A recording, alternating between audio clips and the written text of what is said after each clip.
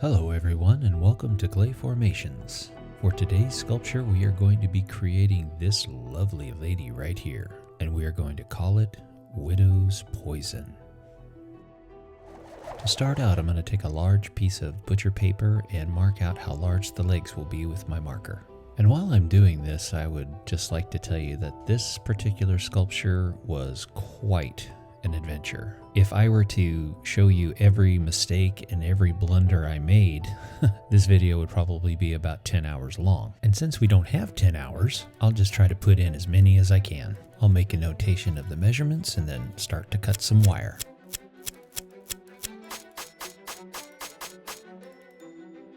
Okay, here we are. I've cut all the wires to 16 and 14 inches.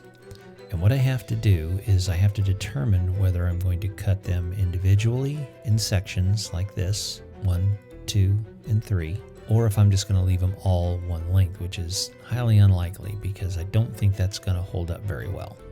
So what I did was I created a section of leg as a test with the wire on the inside. Now my theory is I'm going to pull the wire out with a pair of pliers. Hopefully I won't break it. Yeah, got it. Okay, so what I'm going to do is I'm going to put some aluminum wire here and some aluminum wire here, and that should give me the ability to bend the knuckles and pose the leg however I need it. And then after I've got the pose correct, I'll put some epoxy sculpt between the joints, and that will harden it to where it won't move. And the reason why I'm doing it this way is because the galvanized wire between the legs is too difficult to bend, whereas aluminum wire will be more pliable between the knuckles. At least that's my theory. Well, let's start making some legs. The first thing I need to do is determine how long each section is going to be. That way they can all be consistent on the left side and the right side. Once I've gotten all my measurements, what I'll do is I'll cut each section of wire a little bit longer than what it needs to be because I need to have a little bit more to pull out of the leg section after they're baked. Those 2 pieces of wire in the back are for the other 4 legs that I'll make later on. Okay, it looks like we've got all our wire sections cut, and now it's time to move on to the next part.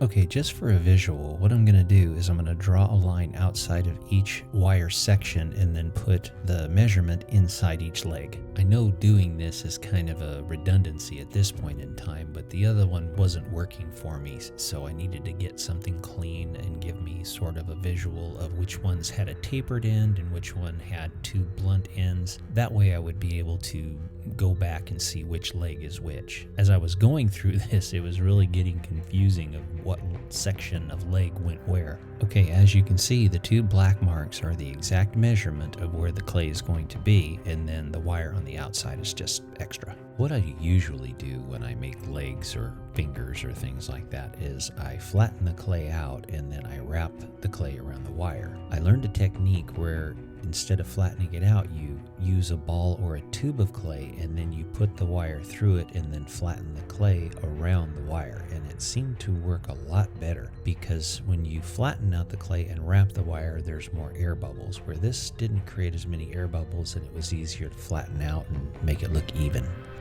Of course, the larger section of leg, the more clay you're going to need. So I cut this section in half for consistency. Then I poked the wire through the clay and flattened them out. I really liked this technique because it gave me more control over how the clay goes over the wire. Polymer clay is notorious for leaving voids between the armature and the clay. With all the legs complete, all I have to do now is pulling all the wires out without breaking them. Let's see how it goes. All right, the moment of truth. Here goes number 1.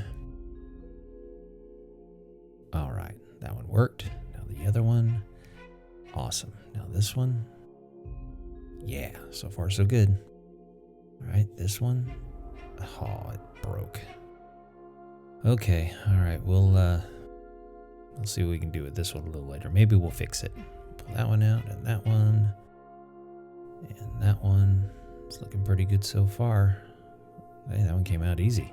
Oh, so did that one. Okay, let's fix the one that broke. I put some wire in the middle and glued it together. There we go. Now I'm only going to be placing aluminum wire there, and that should be okay.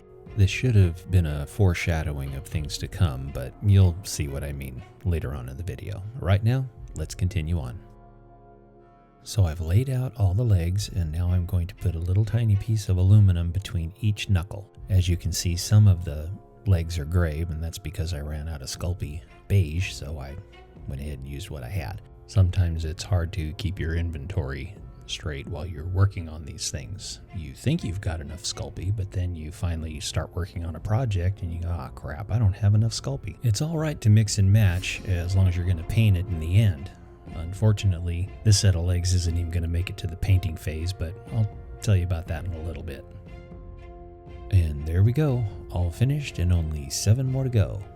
Now we'll prep the armature for her body by using wood and our ever faithful baking soda and super glue mixture. Now with that part completed, we can go ahead and put the armature on the jig, and then we can cover it with a layer of liquid Sculpey and then begin putting some clay on it.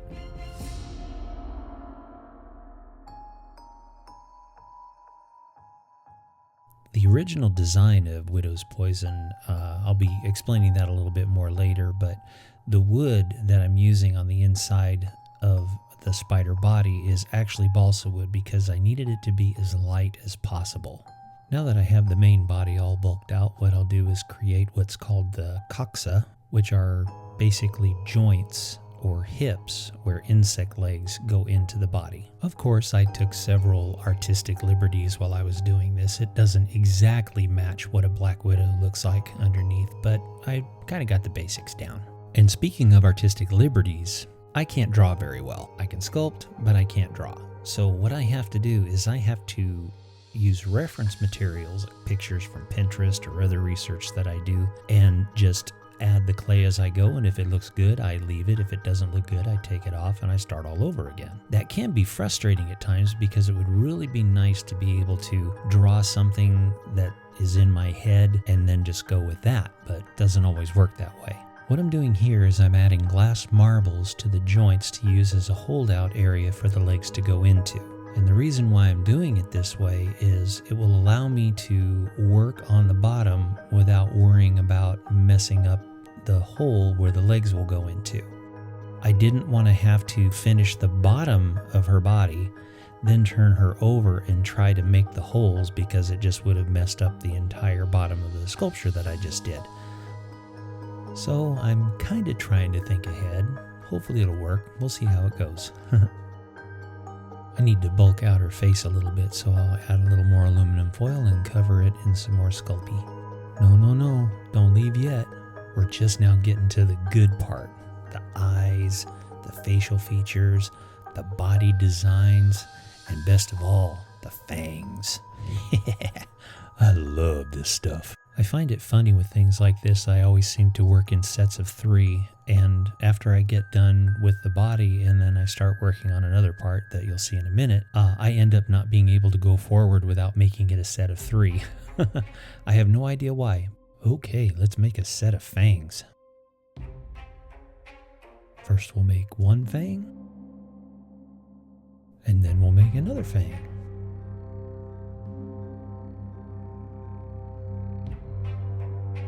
Now we'll take those off to bake. And while those are baking, let's go ahead and finish all the textures and details of her body.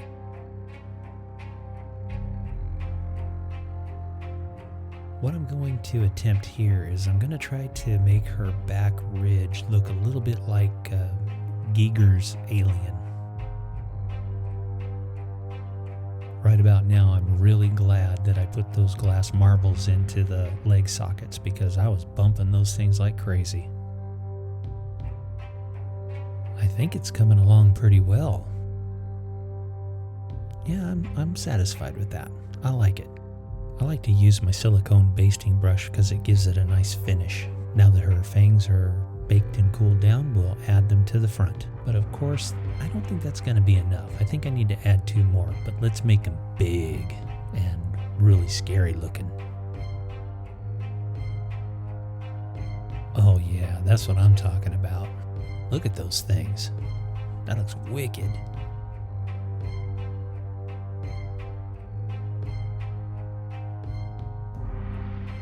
Now to match her menacing fangs, she's going to have a forehead that's just as intimidating. So what I think I'll do, I'll give her an armored Klingon forehead so that if she doesn't get you with her fangs, she's definitely going to knock you over with her Klingon armored forehead.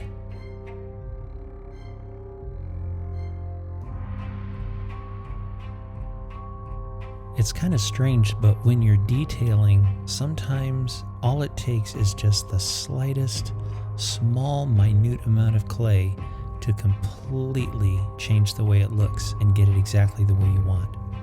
She is looking really good, but you know, something's missing. Of course, how could I forget? She has 3 sets of eyes. She needs 3 sets of fangs. Remember what I said about working in 3s? For some reason, I just couldn't go forward until I gave her a set of 6 eyes and 6 fangs. Okay, it's just about time to bake this little lady, but first we've got to pull out all the marbles and repair all the damage that we do taking out the marbles. So here we go. Okay, that's not too bad. Let's go ahead and take this little lady to the oven and let her bake. Now that she's baked and cooled down, let's make her a fine looking butt. And how do you make a widow's fine looking butt? Well, I'll show you. First, you take some aluminum foil and you cover a styrofoam egg. And no, I will not be putting this styrofoam egg into the oven because the last time I did that with Moonbeam, the whole thing exploded. And the last thing I need is a widow's butt to explode in my oven. So we'll need something that cures without needing the oven. So we'll take Epoxy Sculpt, we'll mix up a really big batch of it, and then we'll make a thin shell all the way around the egg. Okay, now that we've got the egg all covered, what I'll do is I'll take a spatula and I'll make a notch all the way around the middle of the egg. That way when it's cured, I'll be able to pry it open. Now we'll set this aside to cure. Okay, the Epoxy Sculpt has cured. Now let's see if we can pry the styrofoam egg out of the middle.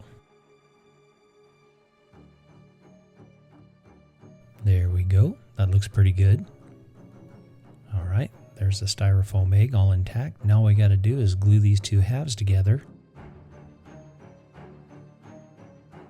Then we'll take some Epoxy Sculpt and fill in the gap. Also making sure that I keep the epoxy as thin as possible around the gap.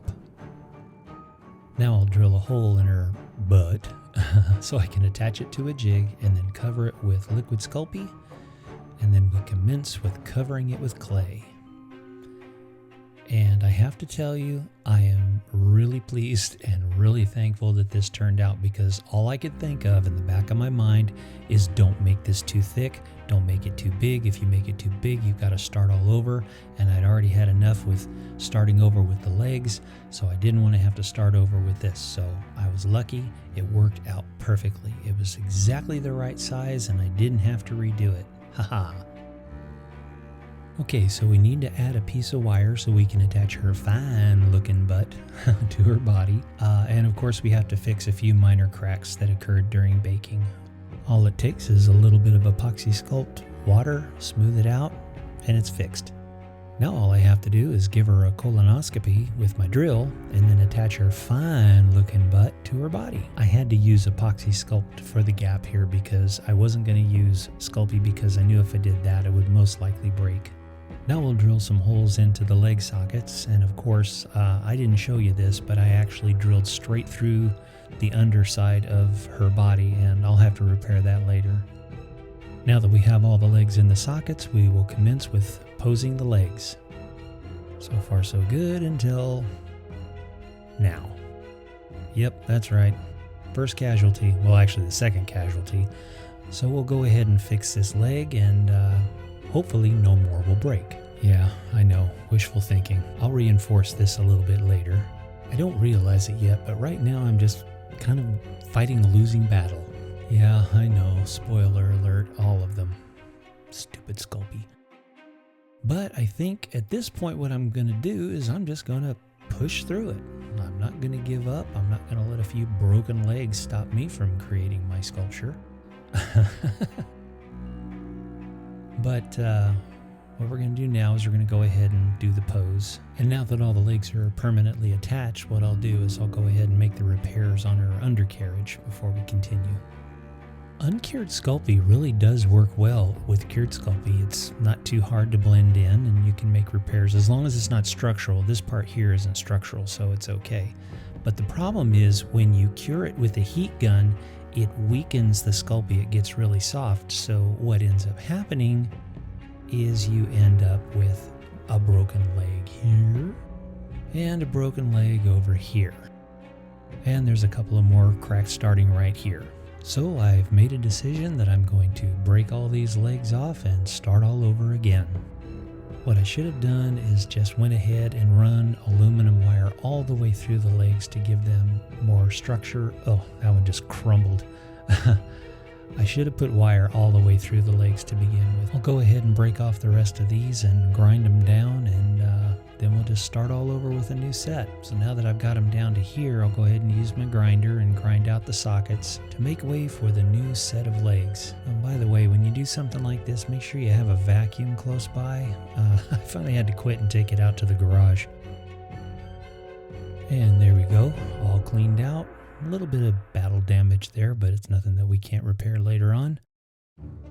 Okay, I've completed a new set of legs, and we have to pull the galvanized wire out of each section and then thread the new sections into the aluminum wire like this. So this will look like this when I'm all done. But first, very funny, yes, I know we've heard it before, I have to pull out all the galvanized wire out of each section without breaking them. Hopefully I can do it. Okay, there's one. Now the second one. Let's see if we can do this. There we go. Perfect. All right. Now the next one. Can I do it? Yes. All right. So now we have to take this aluminum wire and thread each section into it one at a time. We'll start out with the tip. And now we'll take the middle section. Oh, shut up. I know. Yeah, it's gonna last. I know how this ends. But at the time, it was pretty stressful. So we're gonna take the last section and thread it into there. Some of them were easy to get through, some of them were a little hard. Okay, there we go. All the sections are threaded. Now after making 7 more new legs, we can go ahead and put them back into the sockets, and let's see if this will work.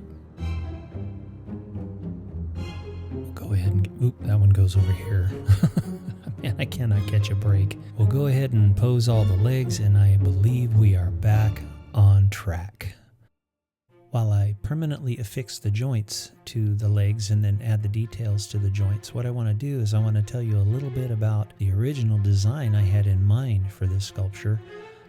I started out with a bottle that looked like the old-fashioned poison bottles. I wanted to take that and then fill it with some kind of black substance that represented poison, and I wanted to use that as her butt, with, you know, the skull and crossbone tag on it and everything, and let that be the poison that's inside of her, and then do all of her body but yet have one leg being balanced on her web. So basically the whole sculpture would be supported by one leg. And of course, as you know, I couldn't do that because these legs couldn't even hold up their own weight, let alone an entire sculpture. So I had to abandon that, and the reason why I wanted to show you all these mistakes that I made making this sculpture is to show you that all of your ideas don't always necessarily work. You have to just work out things as you go. You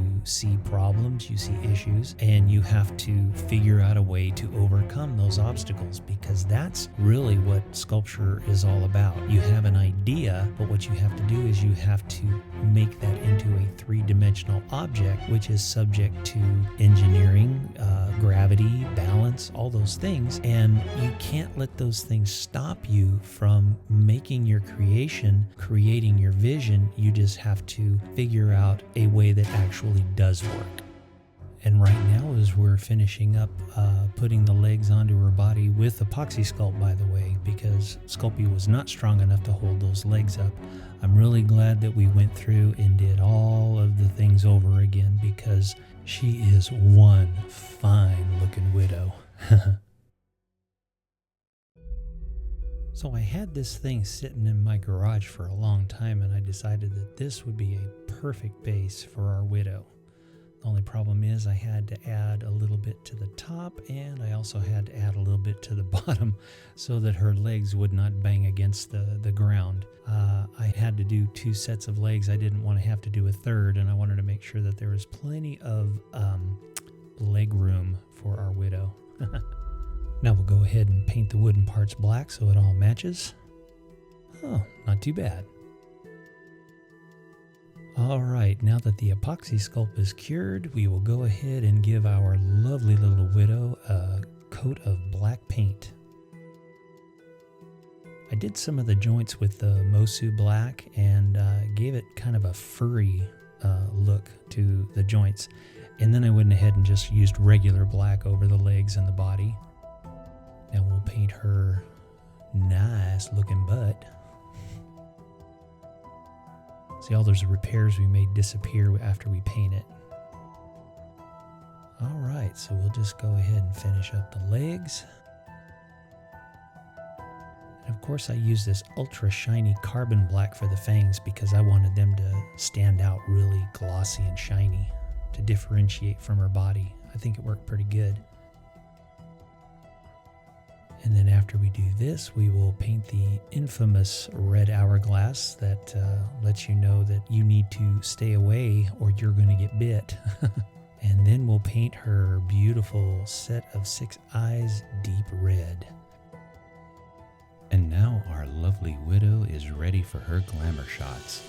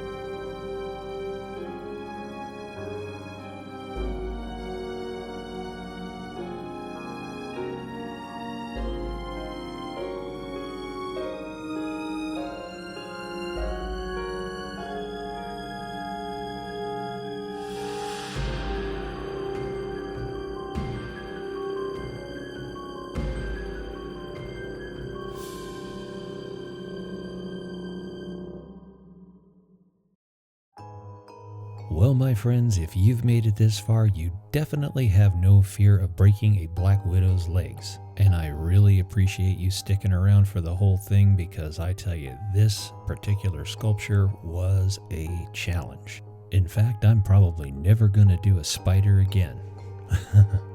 Who am I kidding? I know I'll end up doing another one. If you could, go ahead and do all that wonderful stuff like hitting the like button if I deserve it and subscribing if you want to see more. Thanks to all my subscribers. I cannot tell you how much I appreciate your support. Everybody take care, and we'll see you next time.